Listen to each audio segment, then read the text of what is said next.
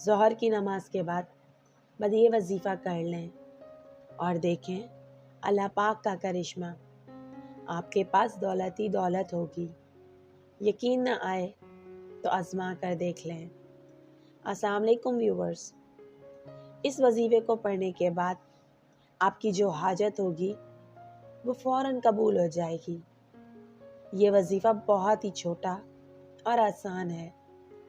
آپ نے اپنا دل چھوٹا نہیں کرنا، بس پورے یقین کے ساتھ آپ نے اس وظیفے کو کرنا ہے۔ آپ کوشش کریے گا کہ ظہر کی نماز کے بعد جائے نماز پر بیٹھے بیٹھے یہ وظیفہ کریں، اور اگر آپ ظہر کی نماز کے فوراً بعد یہ وظیفہ نہیں کر سکتے تو کچھ دیر بعد ہی پڑھ لیں، کوئی حرج نہیں، پر ضروری ہے کہ ظہر کی نماز کے بعد ہی پڑھا جائے۔ اگر آپ کی کوئی حاجت ہے اور وہ جلد پوری نہیں ہو رہی تو آپ اس وظیفے کو روزانہ بھی پڑھ سکتے ہیں۔ آپ پر جتنا بھی قرضہ ہوگا، جتنی بھی مشکلات ہوں گی، انشاءاللہ اس عمل کو کرنے کے بعد آپ کے سب مسئلے ختم ہو جائیں گے۔ اس وظیفے کو پڑھنے کے بعد آپ کی بڑی سے بڑی حاجت پوری ہو جائے گی۔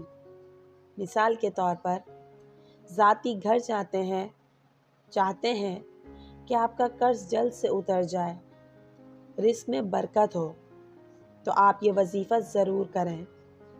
جیسے آپ نماز کے لیے بیٹھتے ہیں ویسے ہی بیٹھے بیٹھے بعد نماز ظہر یہ وظیفہ پڑھ لیں۔ اس وظیفے کو پڑھنے کے لیے آپ سب سے پہلے ایک مرتبہ درود شریف پڑھیں۔ آپ کوئی سا بھی درود پاک پڑھ سکتے ہیں۔ اس کے بعد آپ نے 21 مرتبہ یا مسبب الاسباب کو پڑھنا ہے۔ پھر اس کے بعد آپ نے یا اللہ یا رحمان کو بھی 21 مرتبہ پڑھنا ہے۔ یا اللہ یا رحمان ایک ہوا، پھر یا اللہ یا رحمان 2 ہوا۔ اسی طرح آپ نے اس اسم مبارک کو 21 مرتبہ پڑھنا ہے، اور پھر آخر میں آپ نے 33 مرتبہ یا حی یا قیوم برحمتک استغیث کو پڑھنا ہے، اور پھر آخر میں 1 مرتبہ درود پاک پڑھ لیجئے گا۔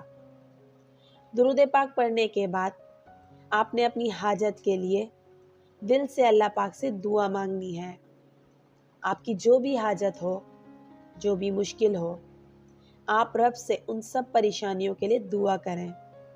انشاءاللہ اللہ پاک ضرور قبول فرمائے گا۔ دعا میں یاد رکھیے گا۔ اللہ حافظ۔